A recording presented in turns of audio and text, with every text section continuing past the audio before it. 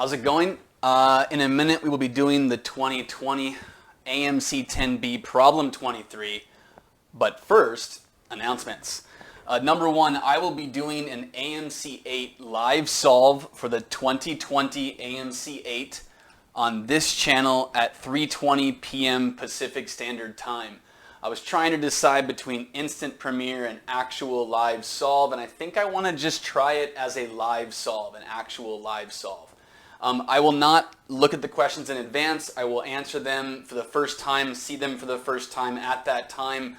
Please forgive me if I make a mistake or something. I should be able to get it, but you never know. Sometimes you make a casual error or something like that. So I will be doing that at 3:20 p.m. Pacific Standard Time. The moratorium for communication on this test is November 16th. Do not comment your thoughts on how difficult or easy the test was below. You are not permitted to do that by MAA. If you do so, I will have to lock the comments during contest periods. More on that later. Number two, upcoming math competition. A Discord server that I'm aware of. There's a member named Luca is OP. He's in Sacramento. He has created his own math competition. I think that's awesome. I'm a part of that server myself. I don't spend a lot of time on the Discord servers because I don't have time. But I am aware of this. I saw it on there. I'm going to put a link in the description that is going to go to his channel and to his AOPS post that you will be able to view and learn more about. The difficulty will be early to late AMC 12. It is this Saturday. This Saturday. I don't know the exact time. The next Saturday coming up, which would be, let's see, today's the 14th plus 7, 21st. November 21st. So I'll link that in the description. I think you should do every competition you can get your hands on.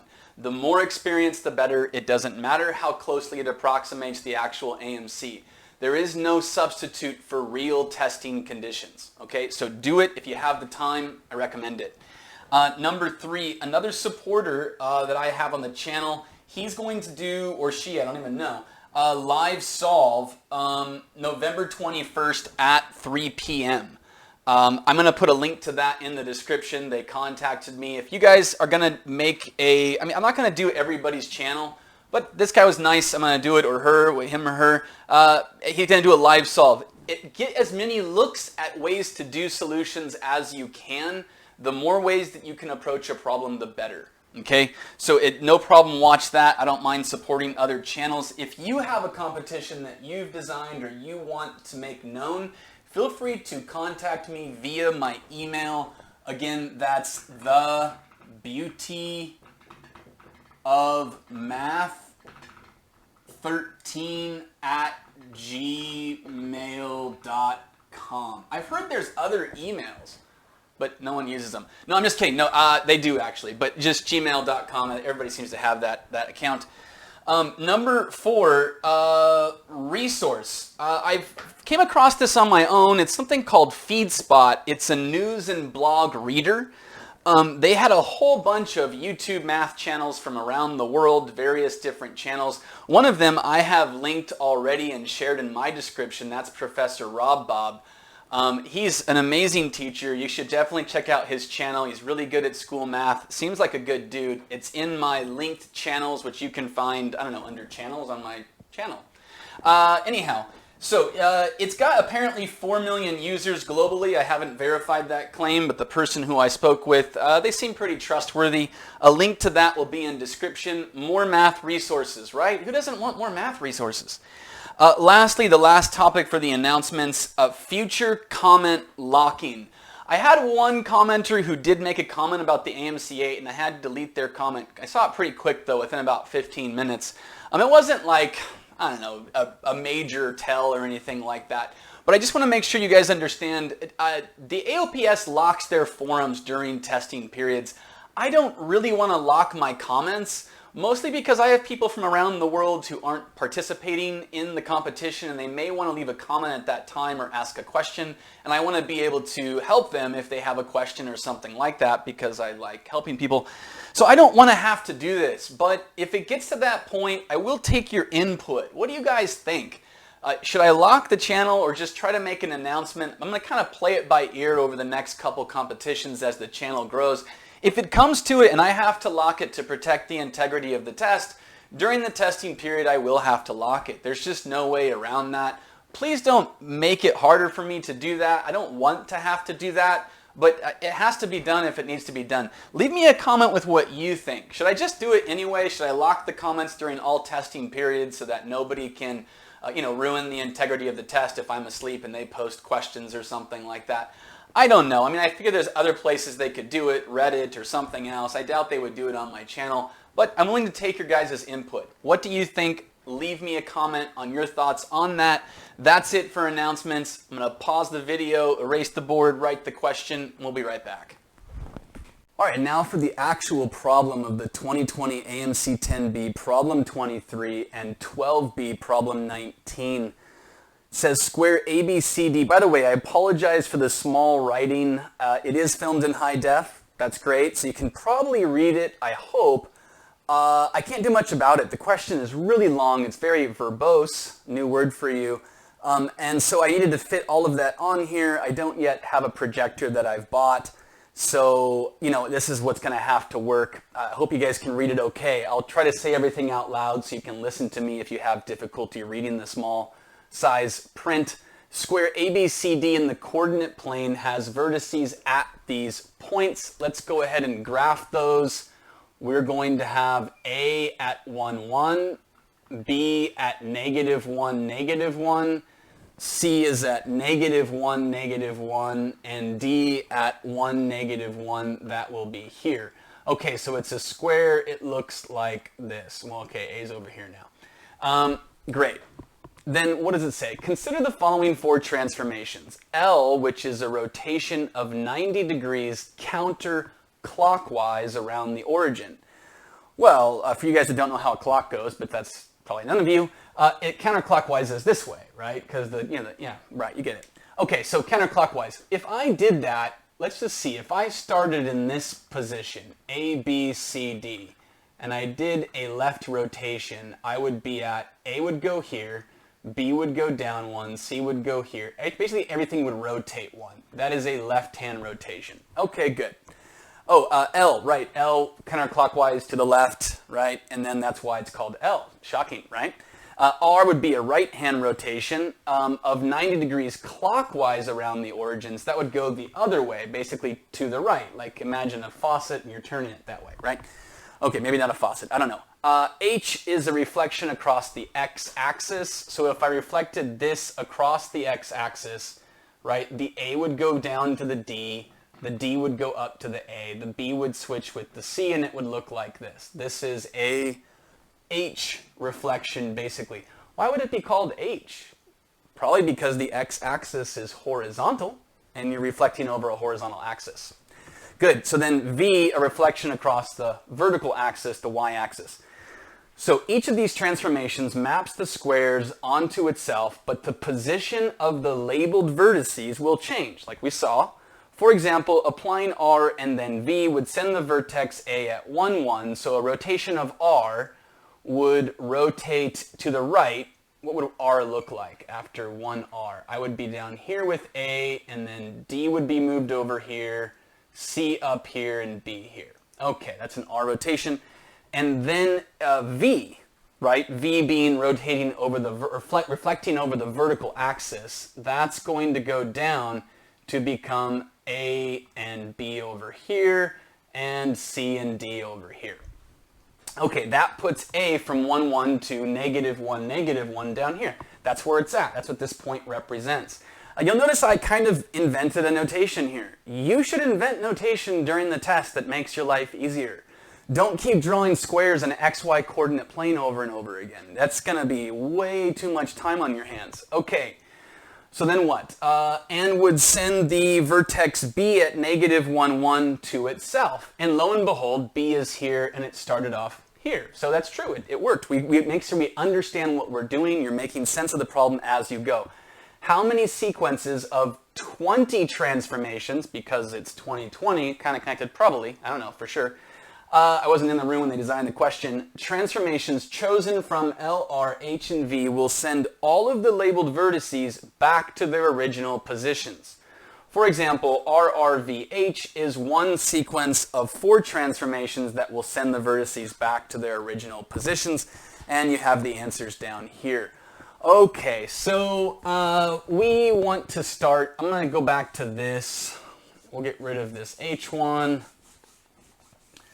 Where do you begin, right? This is one of those questions where, I just erased the whole thing. This is one of those questions where you kind of don't know how to start. This is the original starting point here. So you kind of have to explore a little bit. So I'm thinking, okay, well, what if I only had rotations? If I only did rotations, any 4 left rotations will return it back to itself. If all 20 were left rotations, it would do the same thing. Well, what if I had 2 left and 2 right? Well, you would just turn it 2 to the left to get back to the original position.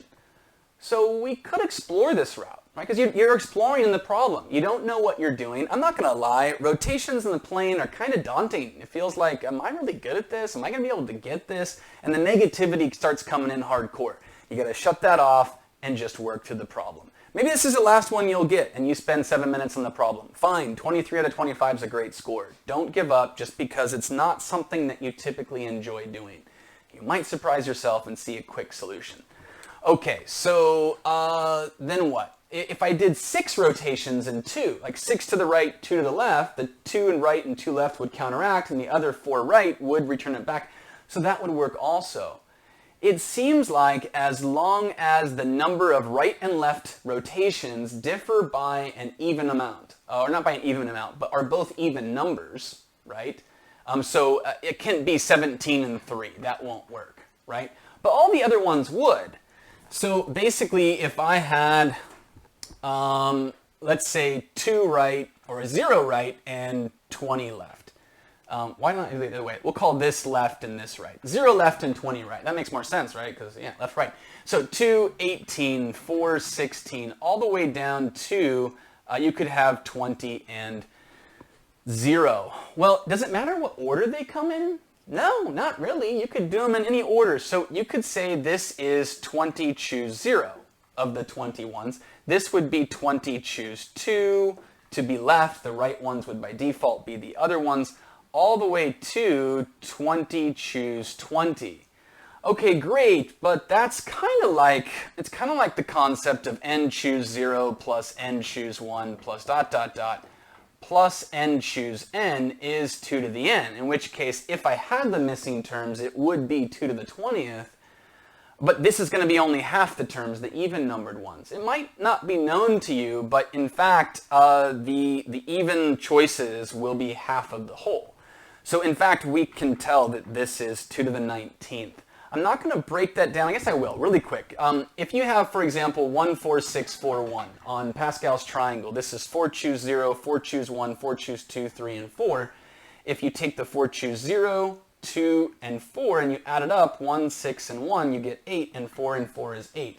So the odd choices are equal to the even choices. And since these are all even choices, you would get half of the 2 to the 20th you would normally get for this. Okay, great. So we've got 2 to the 19th if we only do rotations only, no reflections. Great, but that doesn't look quite like any of these. In fact, they've all got huge powers of 2. How are we going to get that? And now you got to start throwing in the reflections. It's going to get pretty crazy. And I wanted to go this path for a second so that you could feel what it feels like when you start to get a sense of, man, this probably isn't the best way, right? And this is kind of that feeling we're at right now. We need to go back to the drawing board, right? There might be a solution involving this. You could continue from here, throw in a couple reflections, right? 2 vertical reflections in a row along with any of these concepts thrown in. That would be good. And you could add to that and maybe figure out a way to do that. It would take a long time though. We don't want to spend a lot of time. So at that point, you need to be able to sense it, right? You need to sense this path is not going to bear fruit. If it does, it's going to be a 15-minute fruit or a 10-minute fruit, and I don't have that. I've got 7 minutes left or something, right? So instead, we need to think of a different way. So let's go back, and let's go back and think about this. There was a problem once in one year I don't remember what year it was, but you might, and you can leave it in the comments if you would like to do so.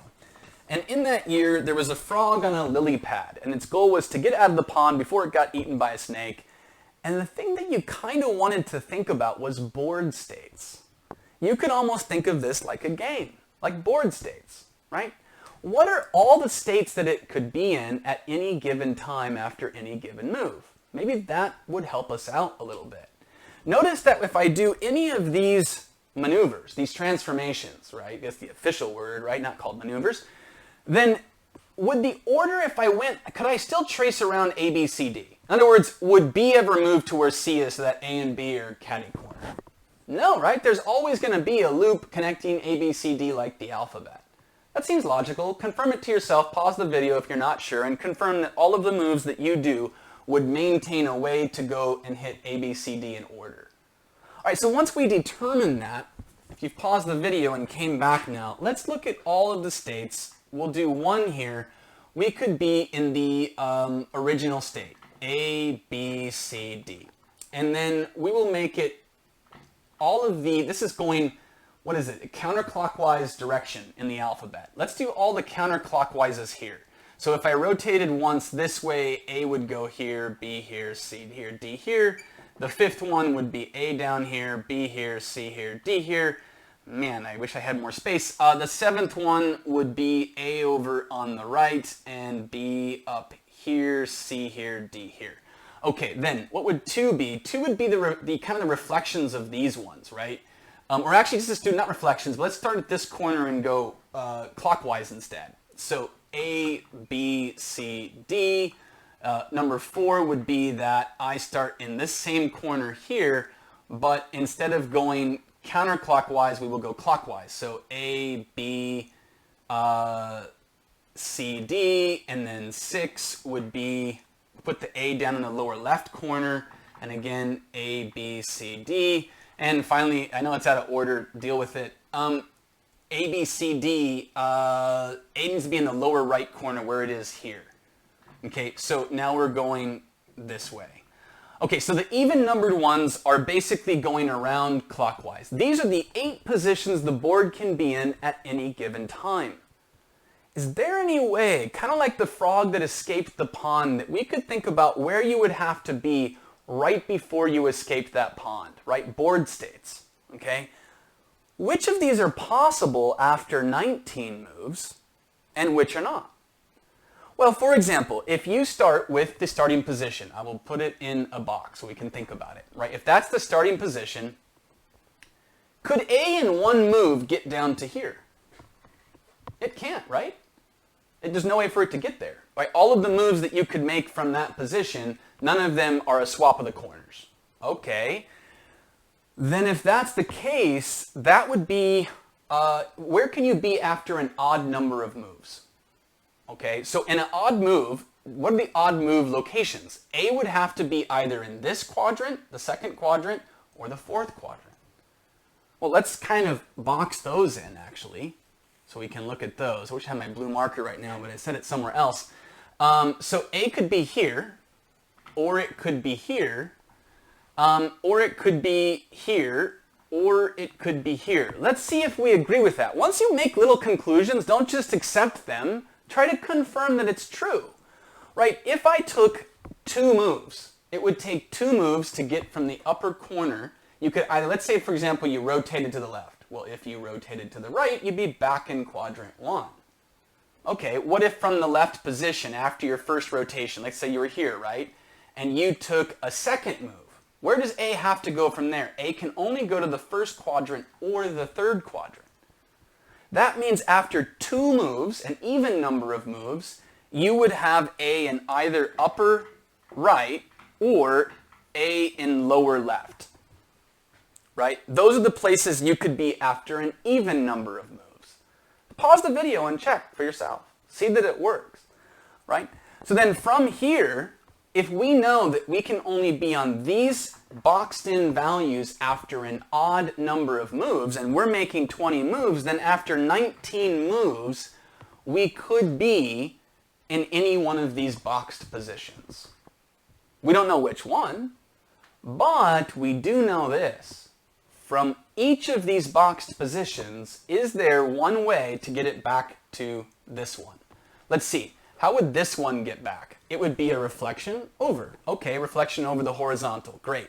That would definitely do it. How would this one get back? Oh, I could rotate it back that way. That would put the A here, the B here, the C here. That would be it. What about this one? Why are we doing this? Again, to confirm. You cannot make the mistake. You have to make sure you're doing it correctly. So just do little quick checks, right? Obviously, you're not talking out loud, but you can quickly do what I'm doing. So from this one, how do I get back to here? I think a reflection, vertical would do it good. And how about here, a rotation that way? Okay, so all 4 of these positions, if we were in this state after 19 moves, there would be exactly one way to get it back to the original. And since these are all of the places that you could be after an odd number of moves. Again, why? Because after an even number of moves, A would be here or here. And since these are the only possible 8 board states, right, then these 4 spaces are the only ones it could be in after an odd number of moves. Okay, so then it looks like the first 19 moves are irrelevant. Do whatever you want. Right? What would it be? It would be 4 to the 19th different choices you could make for the first 19 moves. Why 4? Again, because there is L, R, H, and V. You have 4 choices times 4 choices times 4. It's fundamental counting principle. All right, great. So we get there. If I was at this point, how many ways from any of these positions to get back to the original? 1. So it's 4 to the 19th times 1. We are just about done. We just need to break this down to 2 squared to the 19th power. That is 2 to the 38th. Answer choice C. I will see you guys on Tuesday at 3:20 p.m. for the live AMC 8 solve if you didn't watch the announcements. Go back and watch the announcements. They're good. There's some good things in there. Okay, I'll see you guys then. Have a good night.